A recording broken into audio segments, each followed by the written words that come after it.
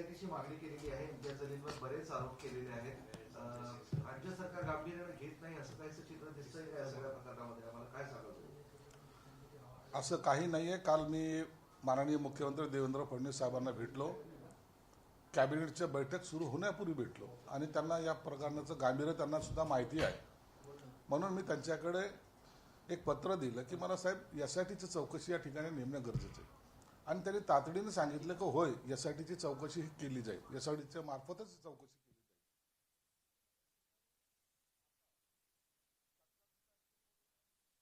सरकार त्यांच्यातर्फे जे काही पोलिसाला निर्देश द्यायचे ते दिलेले आहेत.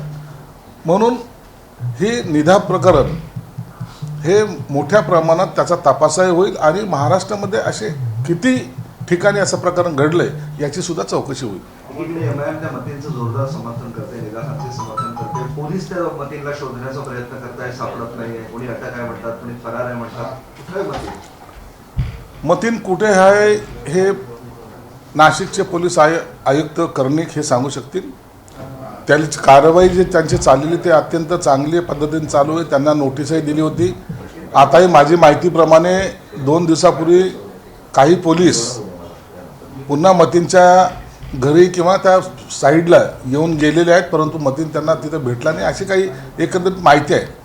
परंतु अखेरला नाशिक पोलिसांचा पूर्ण त्यांच्यावर कंट्रोल आहे आणि त्या संदर्भामध्ये खुलासे फक्त तेच करू शकतील.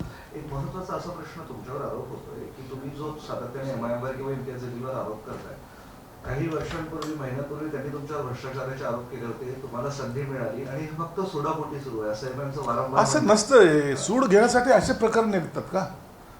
मी सुडाची भावना तशी कधी ठेवलेली नाही. ते प्रकरण आजही तुम्ही जाऊन कधी चौकशी करा ना.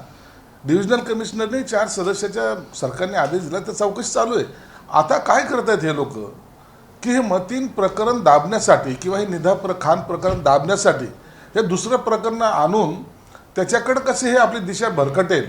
पत्रकार आहे तो, हुशार आहे तो. त्याला वाटतं ह्या प्रकरणावर मग पांघरून पडेल, मग मी त्याच्या विरोधात काहीतरी बोलेल, मग माझं काहीतरी खुलासे देईल. मी काही खुलासे देणार नाही. निधा खान प्रकरण हे गंभीर आहे, त्याची चौकशी आणि त्याच प्रकरणाशी जे काही असेल त्याच्यावरच मी भाष्य करेन. बाकी प्रकरणावर मी भाष्य सुद्धा करणार नाही. मंत्रिमंडळाने काल जो निर्णय घेतला, राखीव प्रवर्गातल्या ज्या प्रवर्गामध्ये त्यांना आता दावा मिळणार नाही. केंद्र सरकार किंवा सुप्रीम कोर्टाच्या जे काही डायरेक्शन्स आले त्यानुसार काल एक प्रस्ताव मंत्रिमंडळाच्या बैठकीसमोर आला होता. त्या प्रस्तावामध्ये असं सांगितलेलं आहे की ज्यांनी एससी प्रवर्गातला असेल त्यांनी स्कॉलरशिपपासून ते शिक्षण पूर्ण होईपर्यंत ज्या सर्व फॅसिलिटी जर घेतल्या असेल तर त्याला त्याच प्रभागामध्ये तुम्हाला ॲप्लिकेशन करता येईल किंवा जॉब शोधता येईल. परंतु ओपन कॅटेगरीमध्ये जाण्यासाठी एससी प्रभागाचा जरी असला आणि त्यांनी ह्या सुविधा जर घेतल्या नसतील तर त्याला ती संधी देण्याचं सरकारने त्या ठरावामध्ये म्हणलेलं आहे. आता हा मंत्रिमंडळासमोर काल आलेला ठराव आहे. याच्यावर इतिवृत्त कायम होईपर्यंत नंतरही चर्चा होऊ शकते आणि याच्यामध्ये आणखीन कुणाचं काय मत आहे हे सुद्धा मंत्रिमंडळासमोर येऊ शकते. म्हणून अखेरचा इतिवृत्त फायनल होईपर्यंत चर्चेला वाव आणखीन आहे आणि त्याच्यावर सविस्तर चर्चा सुद्धा होईल. माजी खासदार हरिभाऊ राठोड असं म्हणतात की राज्य सरकारचा निर्णय घातक आहे. राखीव प्रवर्गाची सवलत संपवण्याचा हा डाव आहे आणि मागासवर्गीयांचे मंत्री काय झोपा काढतात. या संदर्भामध्ये आम्ही काय करतो हे सर्वांना माहिती आहे. म्हणून आम्ही यावर मी आताही सांगितलं की इतिवृत्त फायनल होईपर्यंत, कन्फर्मेशन मिळेपर्यंत त्याच्यावर चर्चा सुद्धा करता येईल आणि त्या आपलं मत सुद्धा सरकारकडे मांडता येईल. संजय राऊत यांनी सर्व भारतीयांसाठी एक ट्विट केले. त्यात असं की जर तुम्हाला एखादे राष्ट्र नष्ट करायचे असेल तर त्या देशातील युवकांची विचार करण्याची क्षमता नष्ट करा. हे लेनिनचं वाक्य आहे. खाली ते असं म्हणतात की सध्या भारतीय युवक असाच भरकटलेला आहे आणि मंद झाला. परत जय श्रीराम. लेनिननी जे काही वापरलंय ते इतर दुश्मनासाठी वापरलेलं वाक्य आहे. संजय राऊत हा स्वतःच्या देशामधल्या मुलांना, युवकांना मंदबुद्धीचं संबोधतो. हे मंदबुद्धीचेच लोक आहेत. स्वतः संजय राऊतची बुद्धी भरकटलेली आहे आणि ह्या युवकांना काय दिशा द्यायची हे देण्यापेक्षा तो कसा मंदबुद्धीचा आहे हे सिद्ध करण्याचा संजय राऊतचा खटाटोप आहे. म्हणून अशा माणसाच्या विचाराशी कोणी सहमत होणार नाही आणि त्याला कोणी पाठिंबाही देणार नाही. मंदबुद्धीचे तुमच्याकडे असलेले सर्व जे नेतेगण आहेत त्याच्यामुळे तुमचा पक्ष थंडावलेला आहे. त्याची तुम्ही काळजी करा. आमचा युवक हा आजही तेवढा ताकदीचा आहे, आजही तेवढा जोशाचा आहे आणि तो जो काही निर्णय घेतो तो विचारपूर्वक घेतो. ही परंपरा आमच्या देशाला लाभलेली आहे. काँग्रेसने जे ते पंतप्रधान नरेंद्र मोदी यांच्यावर टीका केली, पेट्रोल डिझेल दरवाढीवरून टीका आहे, त्या संबंधात की चुनाव खत मोदी वसुली सुरू.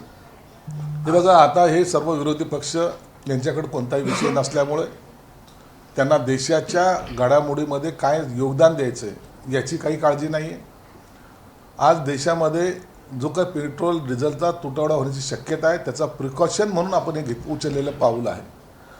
उद्या जर एखाद्याने भरपूर पेट्रोल वापरायचं असेल तर त्याला काही हातकड्या घातल्या जाणार नाहीत. परंतु देशहितासाठी जर काही काम करायचं असेल तर थोडं पेट्रोल वाचवलं पाहिजे. हे भावनिक आव्हानसुद्धा पंतप्रधानांनी केलं आहे आणि ते देशाच्या हितासाठी केलं. आज दर वाढवले म्हणून टीका सुरू आहे. थोडं दर वाढवलं आहे. आता दर वाढणार, इंधन आता कोणत्या गोष्टीचे दर वाढले नाहीत. हे युद्ध चालू असताना ह्या अशा प्रकारचे दरवाढ ही सगळीकडे झालेली आहे. आपल्या भारतातच झाली आहे आणि जगात कुठं झाली नाही अशातला प्रकार नाही आहे. म्हणून हे सगळे चटके, युद्धाचे चटके हे प्रत्येकाला लाभणार आहेत. या सगळ्या परिस्थितीतून आदित्य ठाकरे यांनी सुद्धा टीका केली, त्यासाठी त्यागाचा देखावा करणाऱ्यांचा दुप्पटेपणा समोर आला.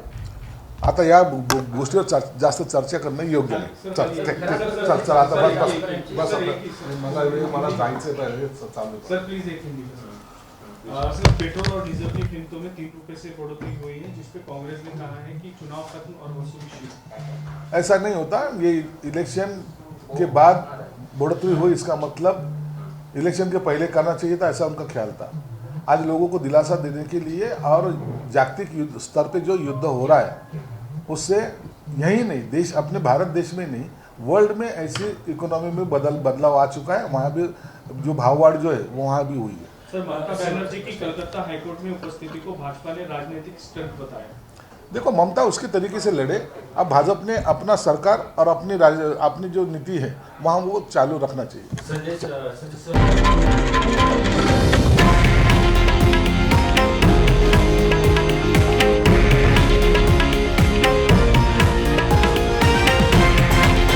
हे आहे देशातील नंबर 1 न्यूज नेटवर्क आणि आपण पाहत आहात TV9 मराठी, एकमेव.